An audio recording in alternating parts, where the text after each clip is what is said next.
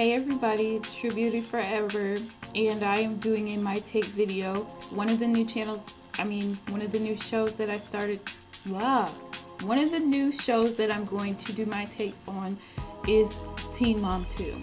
And I know I'm like really late. This is my first My Take in a while, so I'm sorry.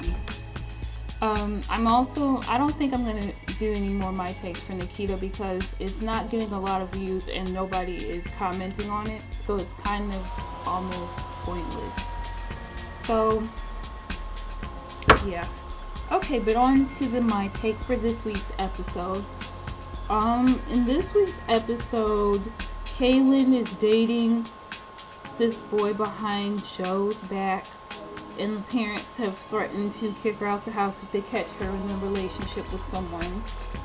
I honestly feel bad for her. I think that the family is just mad that she doesn't want Joe anymore. Because in my opinion, she's trying to better herself. Like, unlike some of the other moms, she's not only going to school, but she has 2 jobs.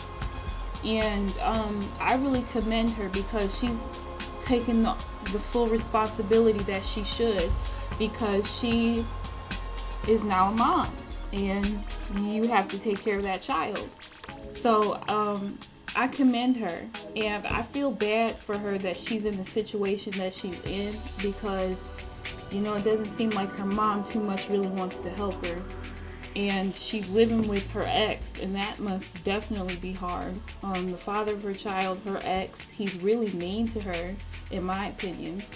And the parents I feel like they're just mad that she doesn't want their son, because you don't have to be, it would be the hopeful thing that parents are together to successfully raise a child, but you can't force 2 people who don't like each other to be in a relationship just because they have a child.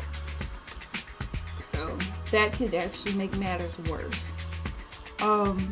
So that's my opinions on that. I do think she's wrong though, in kind of sneaking behind their back. I mean, I feel bad for her, and I think she should be able to date whoever she wants. But I also feel bad. I also feel like she's wrong in, lying to the father of the child where their child is, because she takes their child on those dates sometimes, and the father should be in his right mind of knowing where his child is without being lied to. So I think that's the only thing she's wrong about. But other than that, I feel bad for Kailyn because she's in a tough situation. Okay, on to Janelle. Now Janelle has a lot of tears to cry. She feels like her mom is so mean and whatnot. But honestly, I don't feel any type of remorse at all for Janelle, because she was so disrespectful to her mom. Because in all honesty, if I was her mama, you know how Farrah's mom went to jail? That's what would have happened to me if that was my child. I would have went to jail because I would have tore her up. She got a lot of nerve talking to her mom the way she did.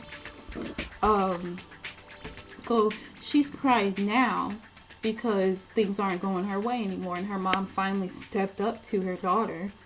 But I don't blame her mom at all for taking custody, because that's what's best for Jace.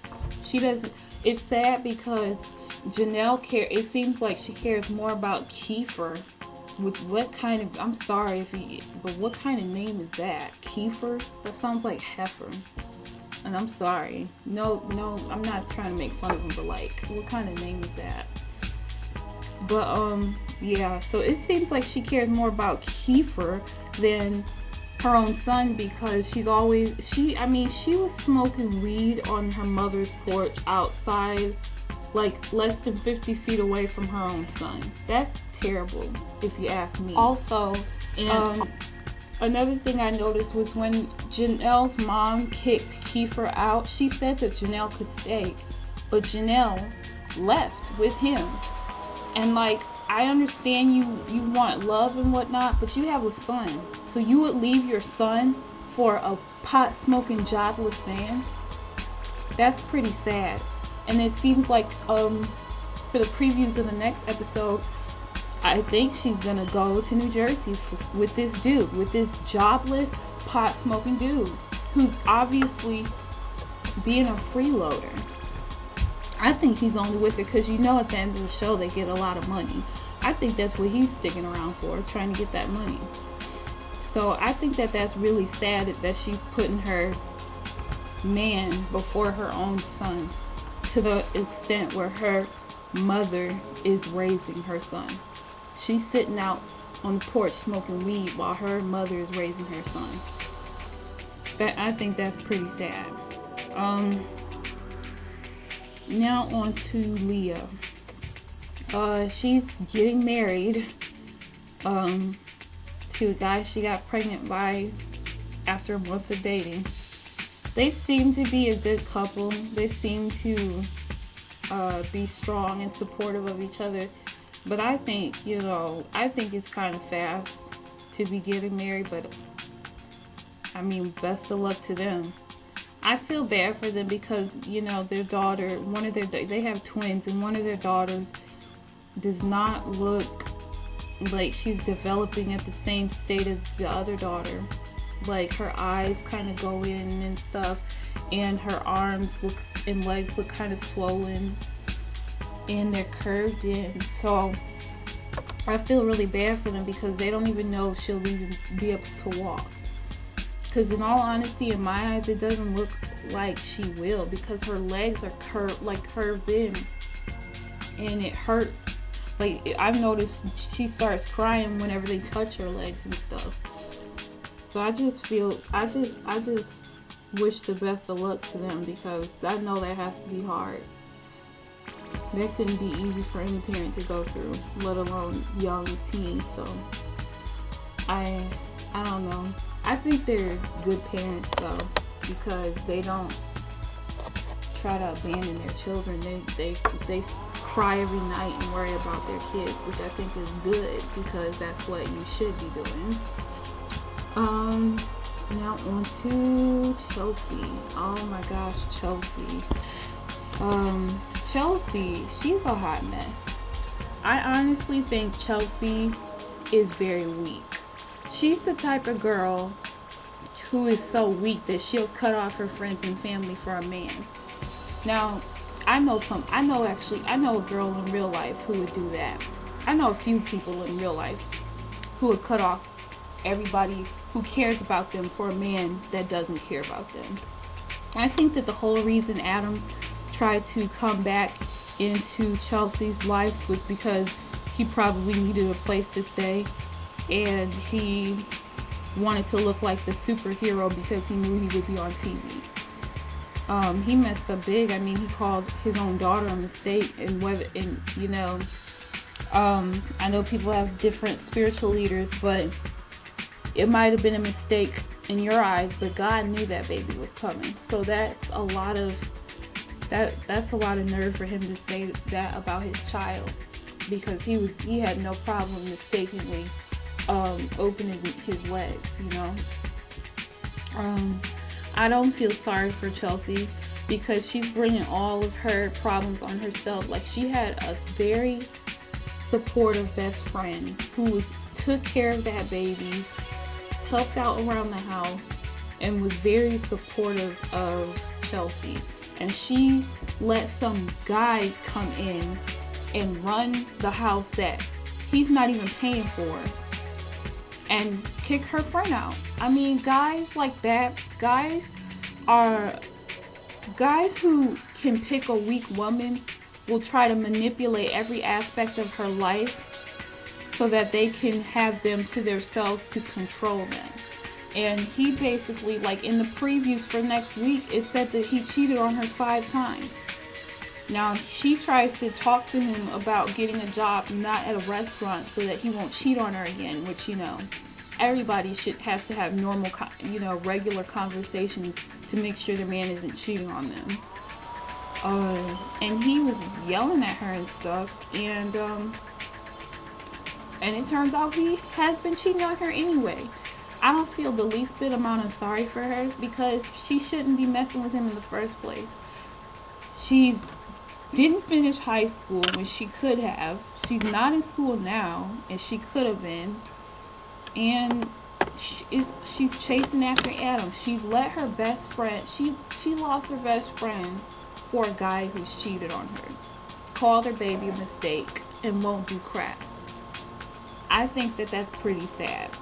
I also think that her dad should not have bought her a house, because like, if you're not a grown woman with a grown job and paying grown bills, you shouldn't be up in a grown house. You shouldn't be playing grown in a house, in my personal opinion.